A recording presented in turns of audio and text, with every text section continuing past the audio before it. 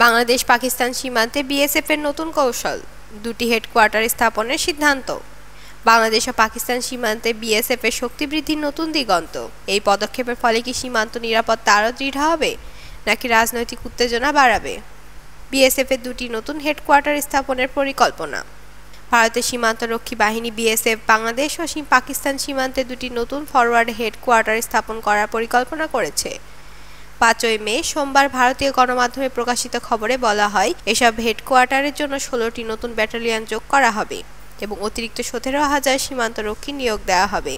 একটি সদর দপ্তর জম্মুতে স্থাপন করা হবে, যা ভারত পাকিস্তান সীমান্ত তদারকি করবে, আর অপরটি মিজোরামে স্থাপন হবে, যা বাংলাদেশ সীমান্তে নজরদারি করবে। ভারত সীমান্তে বিএসএফ এর শক্তি বৃদ্ধি বাংলাদেশের জন্য কিভাবে প্রভাব ফেলতে পারে? এই নতুন নিরাপত্তা কৌশল কি দেশীয় নিরাপত্তায় সহায়ক হবে, নাকি প্রতিবেশী দেশের সম্পর্ককে জটিল করবে? আপনাদের গুরুত্বপূর্ণ মতামতটি কমেন্টে জানান। ধন্যবাদ।